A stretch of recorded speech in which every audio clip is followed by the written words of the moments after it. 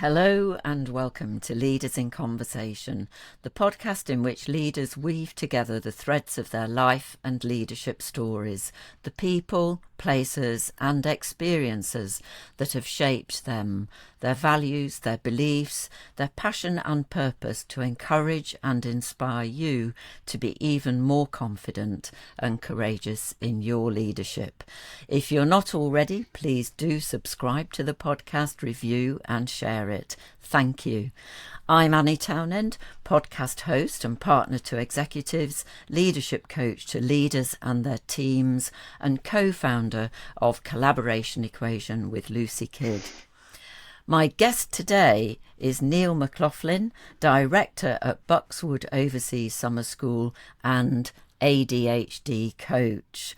And the title of our conversation is What Can We Learn from Not Fitting In? In our conversation, Neil offers valuable insights into putting people before process, bringing energy and honesty together, and understanding difference.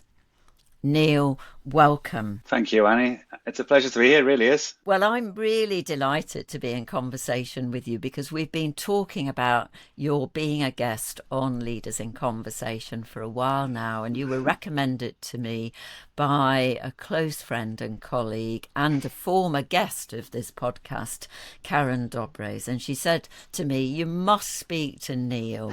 He's a real leader. And I think when I reached out to you, you said, oh, wow, me, a leader. And you absolutely are, because you are leading and living your life, living with ADHD, and you're talking about it and sharing your experience. And in many ways, that's where I'd like to start, is with you. Tell me about who are the people, the places and the experiences that have made you you and the leader you are today. Thank you, Karen, for recommending me, of course. I love Karen. She's amazing. She is. Let's start at the very beginning. The place that made me is Liverpool. That's where I'm from.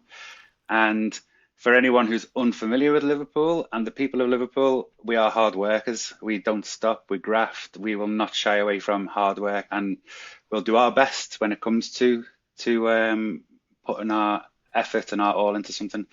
And I think growing up, I saw that from my own parents. My dad, he worked so hard constantly. And I'm not exaggerating when I say he worked 12 hours a day, 7 days a week.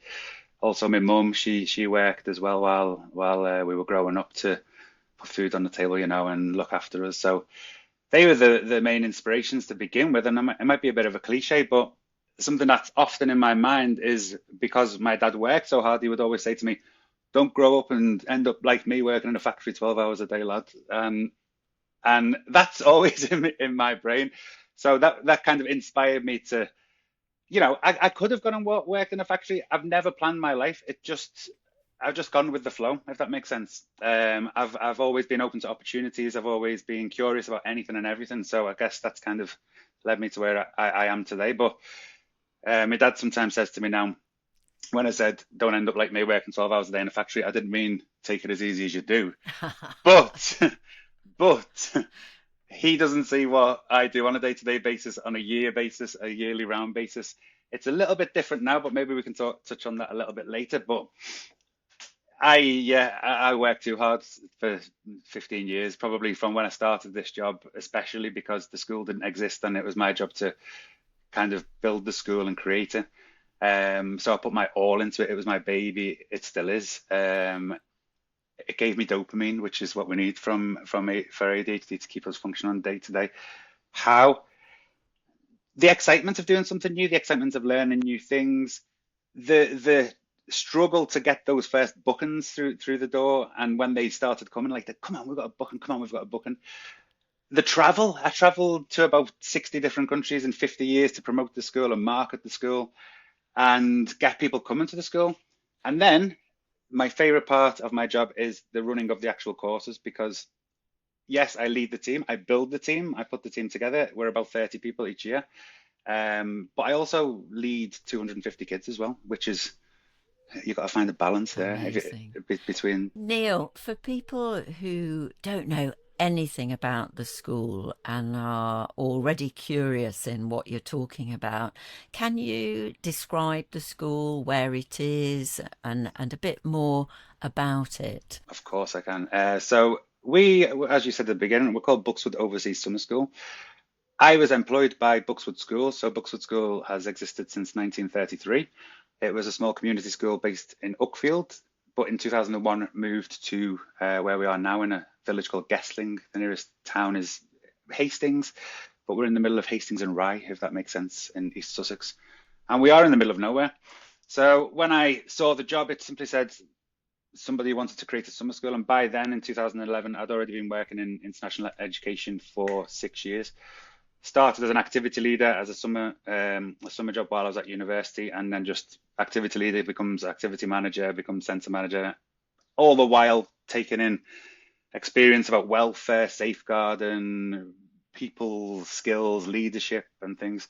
But it wasn't until I started this job that I really had to step up as a leader. So it's offered me that opportunity to do so, and I continue to learn as well. We we have around 200 students each week. It's in our boarding school, Buckswood School, we have 400 students year round from September to June from all around the world as well. And they're doing the GCSEs, A levels, international baccalaureate, and preparing for, well, the motto of the school is ad vitam paramus, preparing for life. They go off to university and share what they've learned with the world. During the holidays, that's when I and the team take over the campus, and we welcome 200 students a week from around the world. Parents think they're coming to learn English, which of course they are. However, what I see on the floor, what we all see on the floor is English is, I would say English in our school is like air. We breathe air. It's natural. English is natural. If we don't speak English, nobody can understand each other when there's 30 plus nationalities. What the kids benefit from, and which I think is more valuable, and you might agree with me, is they really do become leaders. They step out of their comfort zone. They become independent. We run the school in such a way that they need to look out for each other as teams, because we have houses, 6 houses around the campus, and each house is a team. And you see some kids really step up and take that leadership stance and lead their 30 housemates and get house points, because if they win house points, they get prizes, motivation and things, you see. Yeah, I love it because we're in the middle of nowhere. It's a perfect setting, which I kind of built.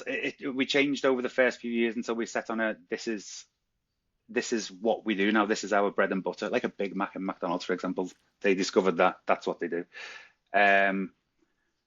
We change every year. This year, for example, we introduced something called the Young Leader Award. So every kid who comes to school will do, part of the program now is to do a leadership qualification. So when they leave, they have a piece of paper to say, "Hi, I'm a young leader." But it's very rewarding in so many ways, but it's also very, very hard work.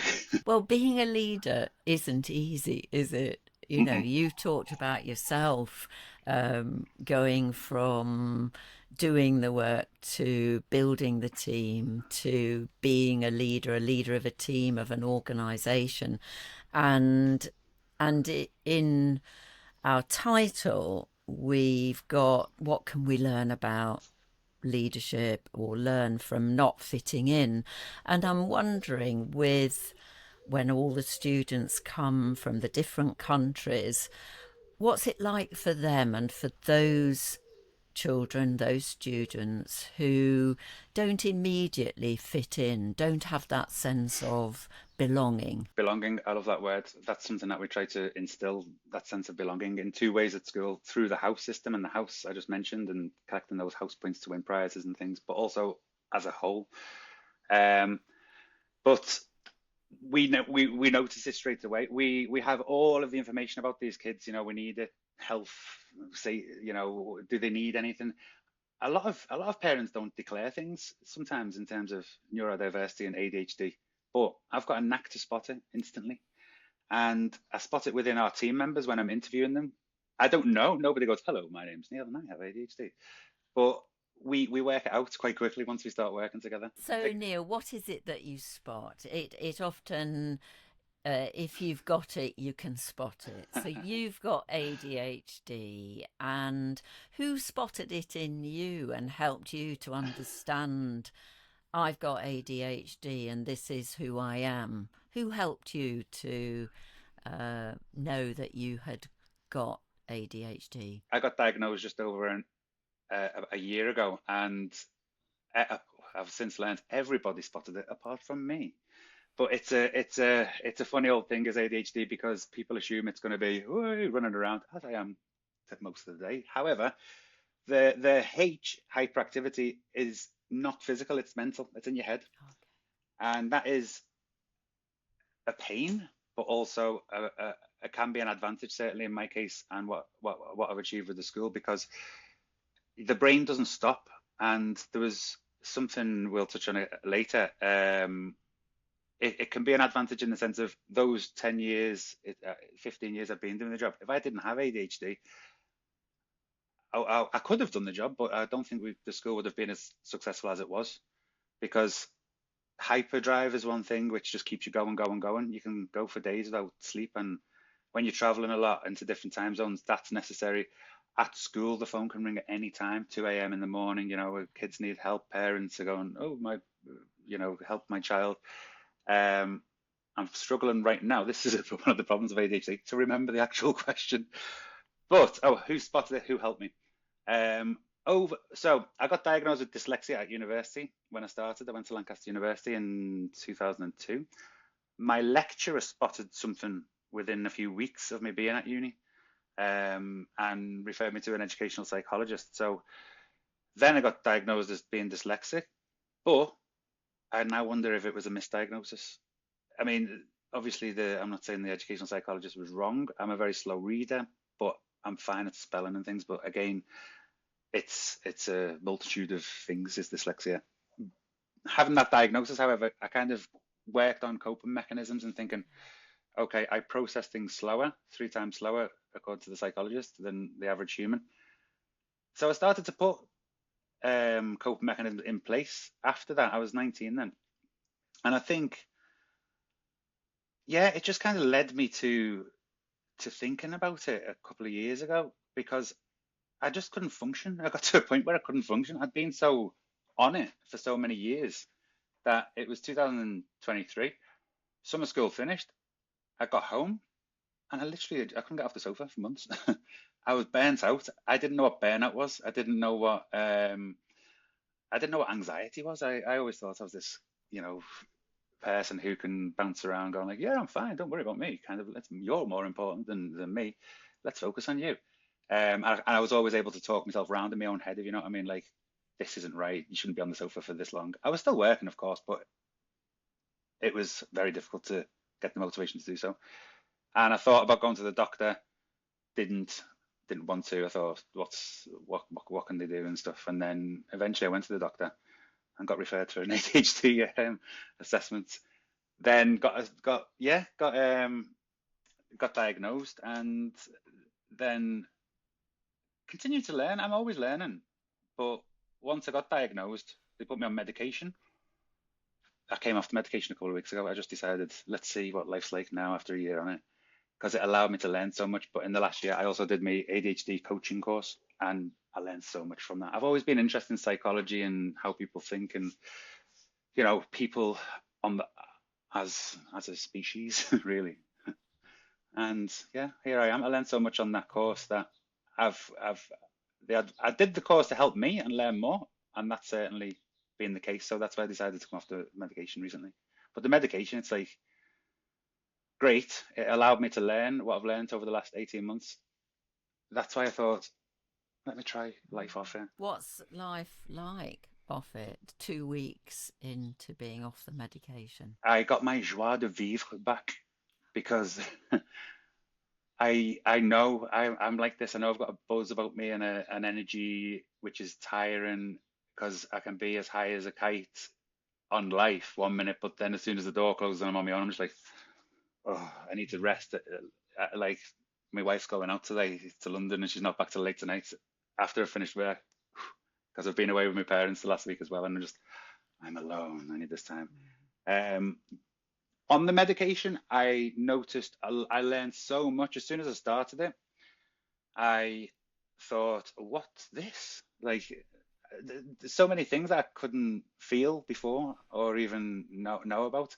I never knew I had social anxiety. I never knew I had anxiety. I never knew what burnout was. I never knew, I literally never knew when to stop. But over the last 18 months, now I've never put boundaries in place in my life. People expect me to answer the phone at 2 a.m. in the morning, for example. If it's an emergency, I will. It depends which phone rings. But now I'm like, no, no, no, no, no. Like, I'm gonna get set myself up as an ADHD coach. I've only recently qualified, and I am taking clients if anyone's interested. But I'm not like advertising at the moment. But if anybody gets in touch and wants to, I'll happily have a talk. But after summer school's a huge task. Once summer school's finished in August, September, October, then I'll start thinking about that. But in the past, no, I'd be doing everything right now.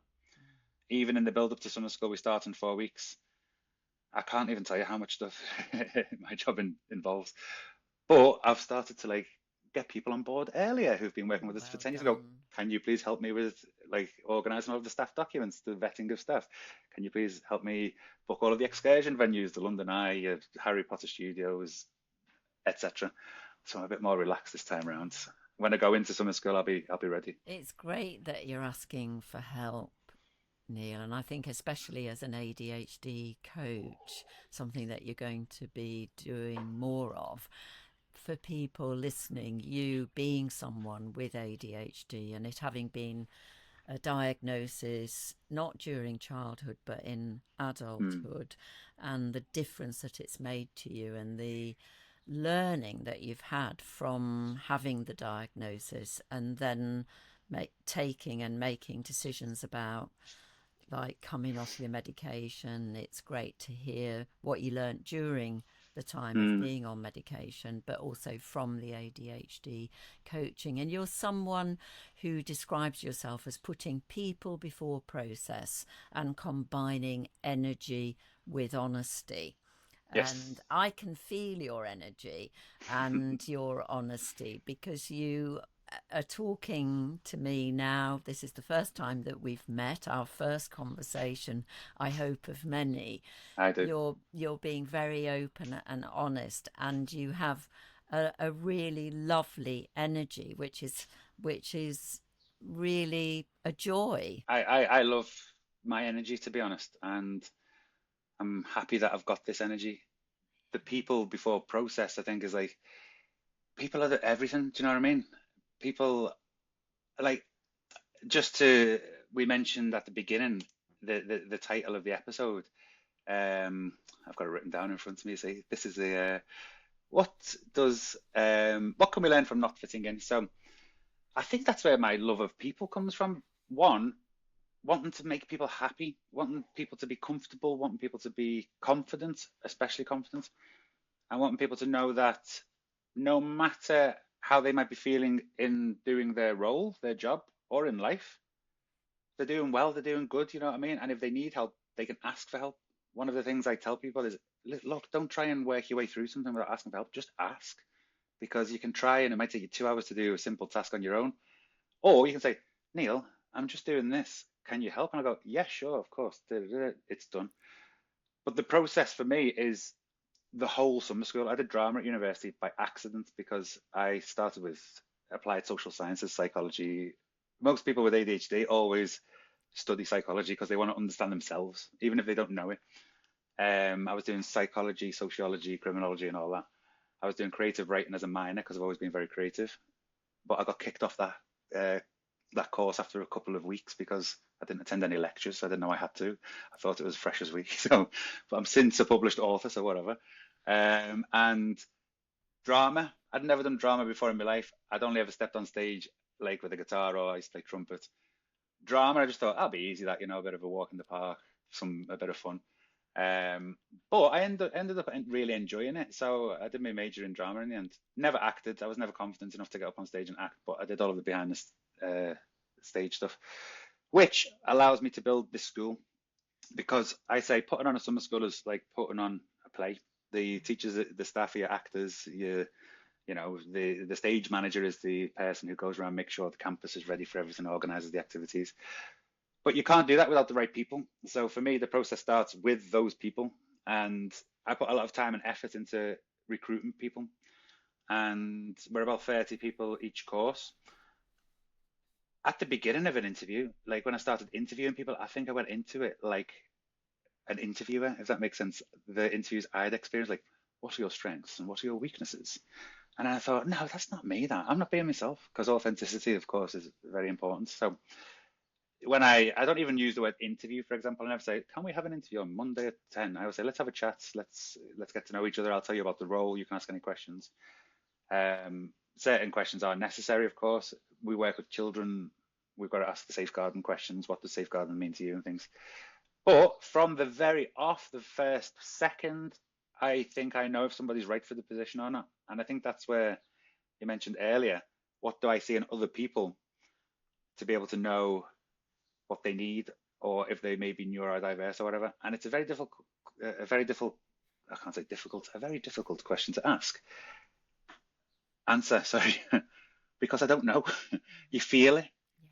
You feel it. Like we just met, as you said, and I feel something with you. It's just a connection. There's something. It could be the interest in leadership. Allow them to be themselves, and when they're completely themselves, they might reveal something that's like you think, oh no, you know what I mean? Like it could be at the very beginning. Hi, Annie, how are you? I'm great, Neil. Thank you. How are you?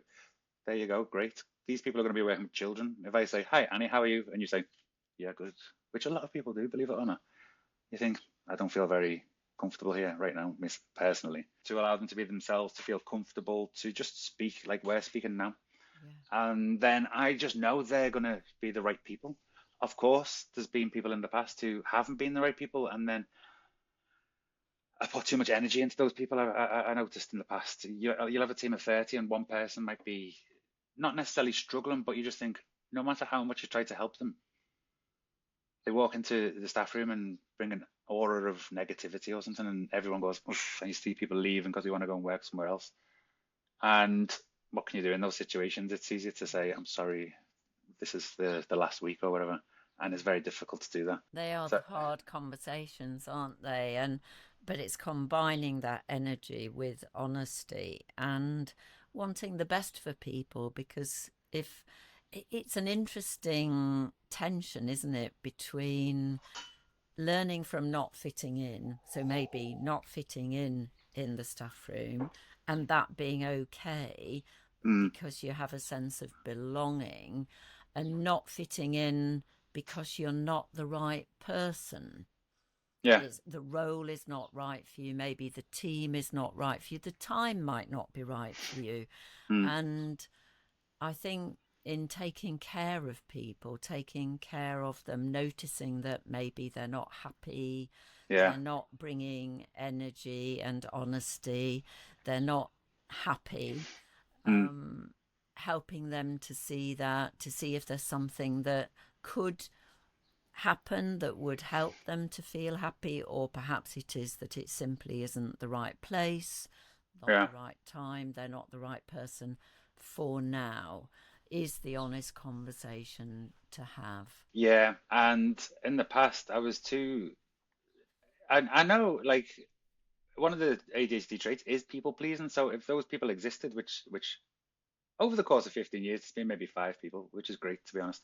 When we've had hundreds. Um, I never had the confidence or the kind of like um to say, excuse me, I'm sorry, we need to sit down and have a chat. But that's because the amount of times people have said to me, Neil, can we have a chat? It's like, oh, it's triggering, you know what I mean? It's like, what have I done wrong? Immediately. So to begin with, I used to delegate it to the other members of the team, leadership. Would you like some experience, some new experience? And they'd say, yeah, I'd love to. You're on the leadership team. It'd be great if you could have a chat with this person, tell them this, tell them that. Okay, no problem. They do that. They're great, braver than I am. I'm fine with it now.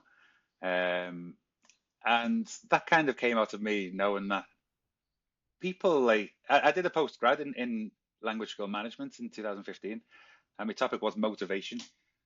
And delegation is like, and responsibility is one of the biggest motivators.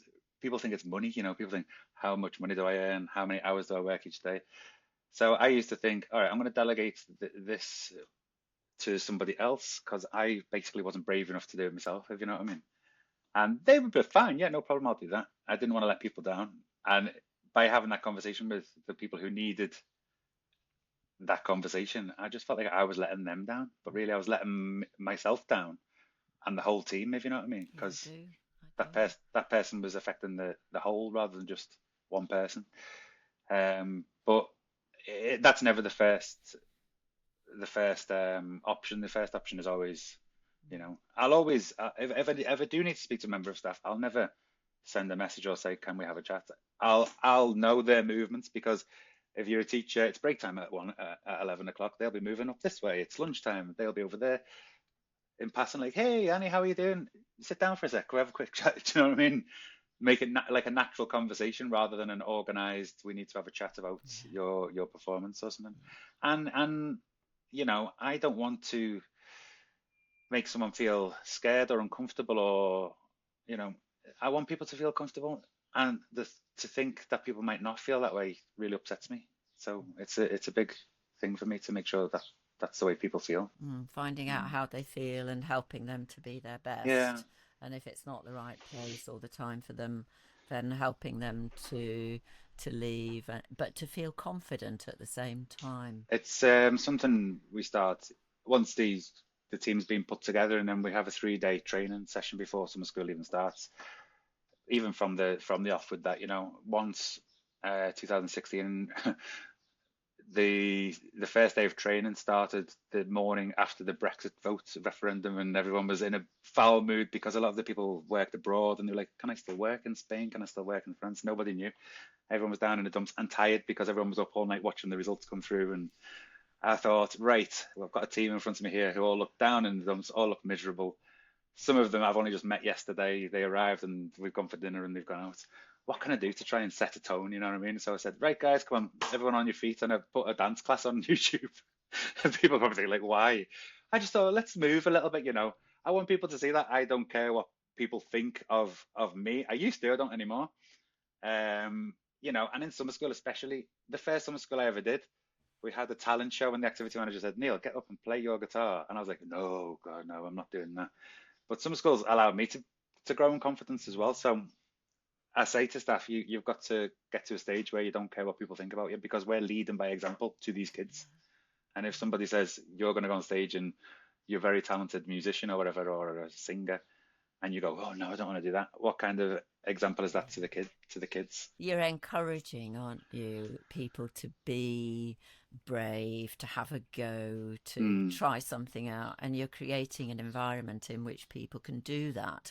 They can mm, experiment and have fun and do something that maybe they haven't done before because they were exactly. scared to do it, or they weren't perhaps encouraged to do it. They weren't encouraged to have a go, and it sounds as if you really encourage you through your own experience of Mm, not being the first on stage, but yeah. now being happy to get on stage, as it were.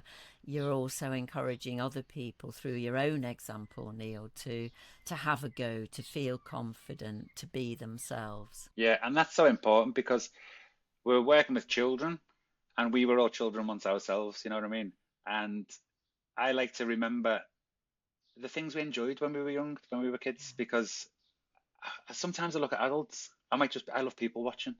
So I might just be sat somewhere watching people and going like, why are they behaving like that? Like why are they so strict with that, with their own child? Or, they're just like, oh, leave. You need to keep that like joy of life, that kind of like mo enthusiasm, that curiosity, not just become an adult and go like, I'm an adult now, I can't do that anymore. Of course you can. Why not? And even if it's karaoke night, I'll get up and I'll sing badly on purpose. I want the kid. I say on purpose, saying I can sing there, but can I? I don't know. I'll sing badly on purpose, and I'll sing a completely random song. I'll get up and sing Shania Twain, like "Man, I feel like a woman," because not only have we got kids who come in from age 8 to 17, they're at different stages. In like the 8-year-olds are like, yeah, let's do everything, and they're enthusiastic about anything, everything. Then you got the 14-year-olds who are a bit like more. I'm not doing that. But they do eventually. We don't force it upon them. We just let them watch by the sidelines, and then they see the other kids doing it who've been there a week longer or 2 weeks longer and go, all right, yeah. And that's when you see them step up. But I want the another thing I was going to say a moment ago, the kids being from 20 different, 30 different countries, we're not just dealing with different personalities, different cultures as well. And you get students from countries where they go to school and the teachers are scary, they're strict, they put the fear of God into them. And as soon as they walk through the door, we see that in some of them. You know the nationalities. They're like, they look at me as if I'm the headmaster. You could say that's kind of like me role. I don't like to say that because I didn't particularly like school and those types of people, you know what I mean? And I just set the bar. I go, look, this kid looks a bit shy and nervous. So when they walk through, they'll say, like, what's your favorite song? And they'll say, blah, blah, blah, very quiet. I'm like, sorry. So they'll put it on and I'll put the song on for them before they've even like, they've been in school for just a minute, you know what I mean? Like, oh, this is a good song, isn't it? And then I'll start like moving a little bit. And next to me is our academic manager. She's got ADHD as well. I've recruited the team of people with ADHD without even know. I didn't even know. I don't know. And we're just dancing and bopping away. And you see the kids kind of go, a little smile comes. And we want to set that bar where if they want to be walking through the middle of school and singing and dancing and being loud and, showing energy, go for it. We're not going to say, oh, you be quiet. Don't be having fun over there and don't be laughing with your friends. In class, of course, there's a time and a place, but for most of the time, I just want our team to lead by example, where kids can go, all right, teachers don't have to be strict and telling me what to do. Teachers can be fun and you know and enjoy life, and that's what we try to do. And I think that work with the teachers is so important, isn't it? The encouragement to us as adults to look back on our lives, look back on childhood and find something in our childhood that gave us joy. Mm, Even if our childhoods were difficult, what came to us easily, what gave us joy, what made us happy. yeah. And I know for me it was being outside. So when I thought about this some number of years ago, I've incorporated into my work with leaders and their teams being outside in nature, wherever that is. So Yeah. encouraging people to have a conversation side by side, sitting on a park bench Mm, or walking side by side in countryside or in a park, wherever we are, mm, if they're able to have that conversation and the power of movement, the combination actually of energy that being connecting with nature gives us and honesty, being able to have those open and honest conversations and mm, to focus on them yeah. with energy outside. So it's been a real joy to me to be able to integrate being in nature and being outside into my work. It doesn't mean to say that I always get the opportunity Mm, because of the environment I'm working in with a team for them to get outside, or the conditions, the weather may not be conducive. But wherever possible, I really pay attention to the environment and creating a safe environment and one in which people can be people and absolutely put themselves as people first with each other ahead of the process. yeah. And the importance of, I think it's really interesting what you're talking about, you know, fitting in, not fitting in, learning about life through not fitting in, and the relationship between that and belonging and having Mm, a sense of belonging and belonging to ourselves in the first moment. And that's what most important. you're encouraging the young people, the children, to be themselves, to belong to themselves, and to experience the joy of being part of something, the summer school. We are very lucky to be in nature. Like our school is in the middle of nowhere. Yeah, It's beautiful. I is love it? it. Is it? And most of the kids who come are coming from, your big cities around the world, from Tokyo, from Mexico City. And I've seen actually, even just recently on our Easter course, there's a girl from Bangkok and she looked at the sky and she went, wow. And I was like, what? And she said, I've never seen the stars before. And a few kids have said that in the past, and things we take for granted. I'm just like, ah, wow. But nature is the perfect setting for anything, I think, because we are nature. I always think this. We came from the earth, from the universe, and we need to remember that we have a connection to it. And even if we don't realize it, it does help. If you're feeling a bit down in the dumps, or you're not sure about something, or you need to think, or you want to have a conversation, you go for a walk. Everything seems to sort itself out. Walking is medicine. And I often say to my wife, if she says, "Can we have a chat about something?" or she wants to run something by me, or vice versa, I say, "Yes, not in the house though. Let's go out," because, as you said, I think I think a lot about the settings. Like, even if it's I need to chat to somebody, I would never sit across a desk from somebody to say, "Let's have a chat." It's a bit formal, isn't it? So, like, yeah, let's walk and talk. I love saying that, and it cures everything. It solves everything. If you need to put the world to rights, you can certainly do that while you're in nature.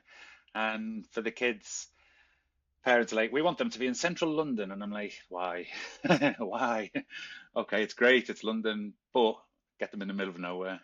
Complete focus, complete, enthusiasm about everything. And I think sometimes the kids are like, why do I feel like this? And that's what we want them to feel, because they may never have been in nature before. Yeah, Kids, wonderful.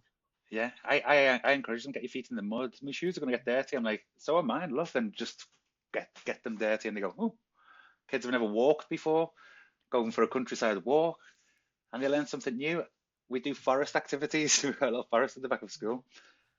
First activity, guys, who can find the most comfortable seat? And they all go around, 5 minutes, go. And they all sit, I've got somewhere here, and we go around, very comfortable, that. Oh, that's nice. Next activity, no noise for 5 minutes. And everyone's going like, Wonderful. oh, why? And after 5 minutes, can we do longer?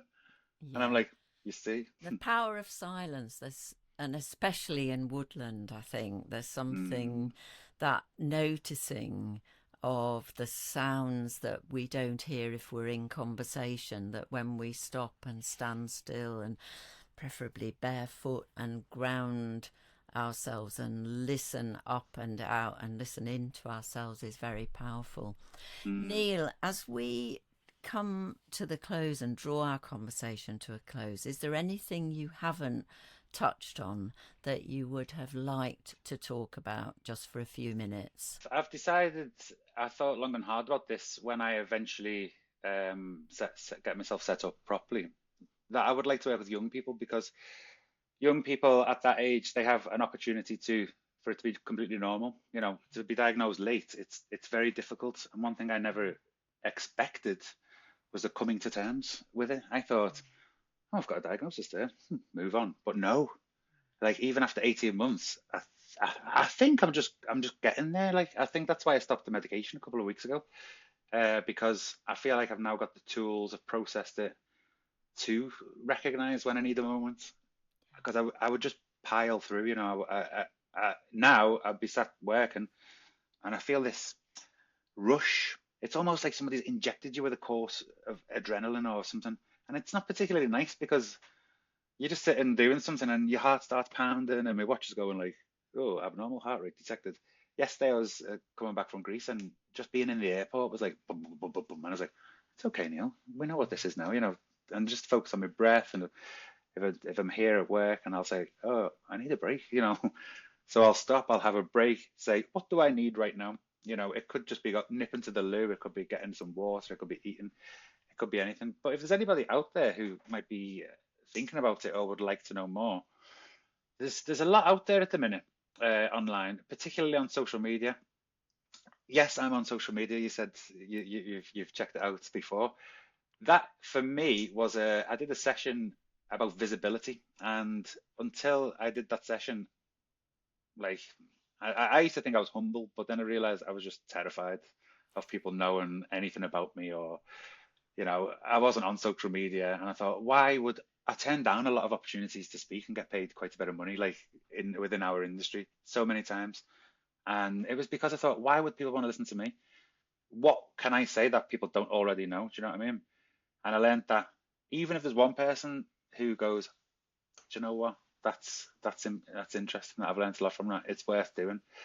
And I just decided I don't care what people think anymore. I never cared what people thought at school, for example, at summer school, as we mentioned, getting up on stage and doing all of that now. I can walk onto a stage with in front of 2,000 people now and just no agenda and just talk. You know what I mean?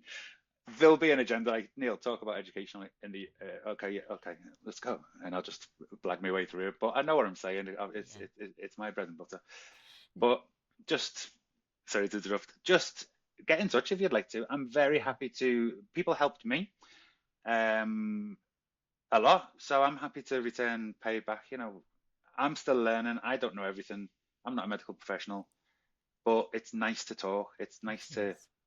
be around people and know people who might be similar to you. Yeah, and to have somebody to talk with. And Hmm. I do encourage listeners to get in touch with you, and we'll give the details in a couple of minutes how to get in touch with you. As a result of our conversation today, Neil, who will your next conversation be with, and what will it be about? My next conversation will be with my colleague Sarah at midday. Um, and what it's about, I don't know. She just messaged me yesterday and said, "Can we have a catch up tomorrow?" I know it's going to be about staff recruitment because she's currently helping me process it all. But Sarah is incredible. Yeah, she's my rock. I'm her rock, and we look after each other. And she's got ADHD, so she hasn't got boundaries either. She's like, "I'll do it, I'll do it, I'll do it, I'll do it." I'm like, "Great, thank you." But I'll also talk to my wife in a minute as well. Excellent. Well, have some good conversations.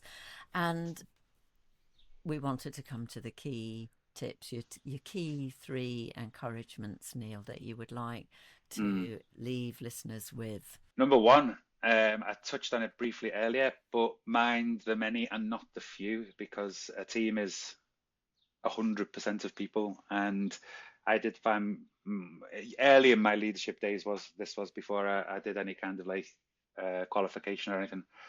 You can put all of your attention into one person who might be slightly behind the rest, but the rest are the ones who are pulling the weight, you know what I mean? And they need the gratitude, they need the support as well. Even might just be is everything okay? Yeah, everything's great. You're doing a great job. Thank you so much. And your second one? Look after yourself. I only started to put myself before others in the last 12 months, and I sometimes feel emotional when I say that because I've never ever considered me. I've never thought about me. I've always just, I would avoid. I would go to A&E with a student and spend 24 hours sat there, no sleep, no food, rather than asking the person I'd employed to do it. You know what I mean? Because I didn't want them to be tired the next day. So you've got to look after yourself. Make sure you're ready to lead. And your third one? Stay curious. I say this to the students all the time. Lead with curiosity and not judgment, because you never know what the experience of somebody might be. You never know what they're going through, what they've been through, who they are even. Some schools start very quickly. We meet on the Saturday, we crack on the Sunday, and the kids are like, "Oh, you are all very close." I'm like, we literally met in person yesterday. We do our training online, but don't jump to any conclusions like, why is this person not doing the job properly? Like, how are you doing and how are you settling in? We do appraisals, appraisals are good. Sit down. I ask the staff to grade themselves. I give them a little thing like, and then I say, I can see you put a 3 out of 5 for initiative. Why is that? They'll say, oh, I don't think. And then I'll highlight the positives of what they have done. I was like, well, I think you've got great initiative because here's an example, blah, blah, blah. Let's put you up to a 4. Three brilliant encouragements, Neil. Thank you. And thank you for our conversation today. There's so much in it. I'm already looking forward to listening to our conversation. And for listeners, we did say how best to get in touch with you. Can you share how best to get in touch with you? If there's any parents out there who are listening and think, I would love to send my child to a summer school, we have a website which is buckswoodsummerschool.com.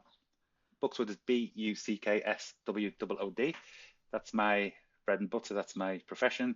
And then if anybody would like to talk about neurodiversity, ADHD, I'm on Instagram at the moment for the first time in my life, actually. I've been there now about 4 months.